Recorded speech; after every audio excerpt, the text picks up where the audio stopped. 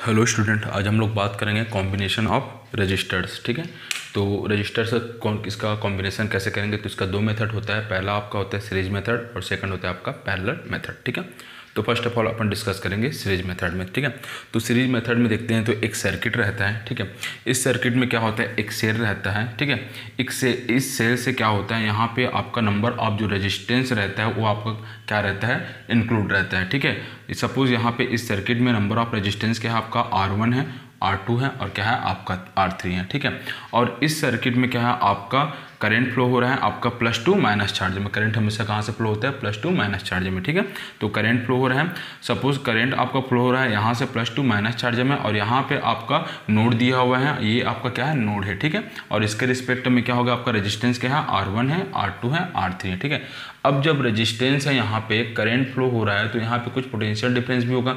तो potential difference कितना होगा, ठीक है, तो पोटेंशियल डिफरेंस सपोज आपका R1 रेजिस्टेंस के रिस्पेक्ट में आपका क्या है, V1 है, R2 के रिस्पेक्ट में क्या आपका V2 है, और R3 के रिस्पेक्ट में आपका V3 है। ठीक है, बट यहाँ पे एक चीज़ देखना, जो करंट फ्लो हो रहा है वो हमेशा क्या रहेगा, आपका कांस्टेंट रहेगा। यहाँ पे I1 I2 I3 नहीं रहेगा। क्यों, क्योंकि आपका एक सेम लाइन पाथ है। जब सेम लाइन पाथ में आपका करंट फ्लो होता है तो करंट क्या रहेगा, उतना ही रहेगा, कांस्टेंट रहेगा। अगर सपोज आपका करंट यहाँ से फ्लो हो रहा है और ये आपका पाथ यहाँ पे ऐसा चेंजेस हो रहा है। ठीक है, सपोज यहाँ पे I होता तो इधर जाने के बाद क्या हो जाता है, ये I1 हो जाता है, यहाँ क्या हो जाता है, I2 हो जाता है करंट। ठीक है, बट क्या है, ये एक सेम लाइन पाथ है, तो इस पाथ में क्या हो जाएगा, आपका करंट कांस्टेंट रहेगा।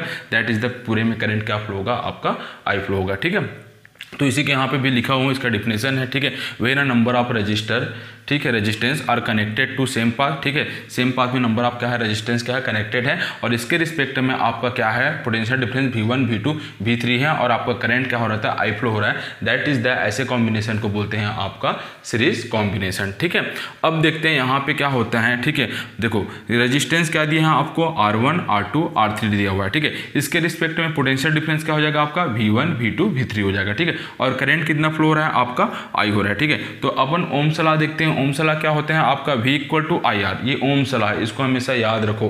क्या होता है, V = क्या होता है, IR। ये क्या होता है, ओम सलाह। ठीक है, बट यहाँ पे देखो एक आपका नोड X है और एक नोड क्या है, आपका Y है। ठीक है, इन दोनों के बीच आपका पोटेंशियल डिफरेंस कितना हो रहा है, आपका V1 V2 V3। ठीक है, बट ये V1 V2 V3 किसके रिस्पेक्ट में है, ये आपका टोटल आपका V के रिस्पेक्ट में है। ठीक है, V, तो टोटल पोटेंशियल डिफरेंस कितना है, आपका V है, और ये कितना हो रहा है आपका R1 में V1 V2 V3, ये क्या होता है, आपका डिवाइडेड हो रहा है। ठीक है, तो यहाँ पे देखो आपका ओम सलाह क्या होता है, V = क्या होता है, IR। बट पोटेंशियल डिफरेंस अगर V1 हो रहा है तो इसके रिस्पेक्ट में आप रखा रेजिस्टेंस कितना होगा, IR1। I क्या है, कांस्टेंट है। ठीक है, एक ही फ्लो हो रहा है, R1 चेंज हो जाएगा, वैसे V2 = हो जाएगा IR2 और V3 = हो जाएगा IR3। ठीक है, बट कंप्लीट पोटेंशियल डिफरेंस, अगर पोटेंशियल डिफरेंस को अगर देखते हैं टोटल कितना है यहाँ पे V है, तो V = क्या हो जाएगा अपने पास, V1 + V2 + V3।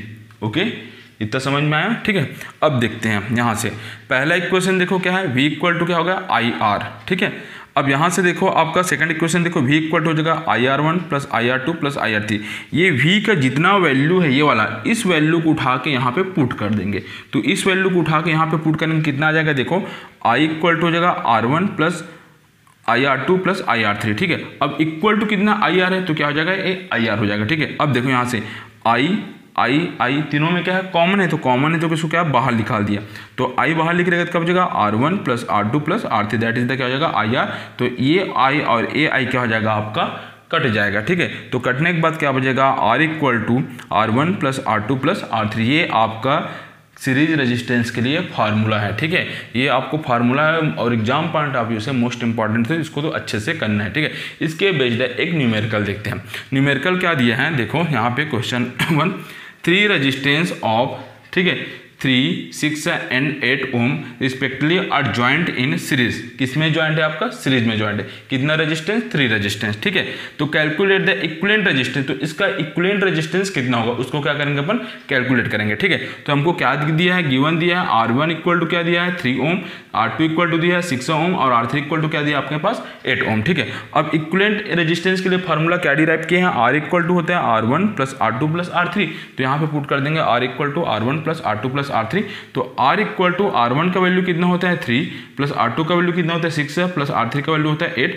अब इन तीनों को क्या करेंगे, ऐड करेंगे तो कितना आ जाएगा आपका 17 आ जाएगा। दैट इज द ये इक्विवेलेंट रेजिस्टेंस आपको कितना हो जाएगा 17 ओम। ठीक है, तो ये आपका एक छोटा सा टॉपिक है, बहुत ज़्यादा important exam point of view से, आप इसको अच्छे से कर लीजिएगा। ठीक है, थैंक यू।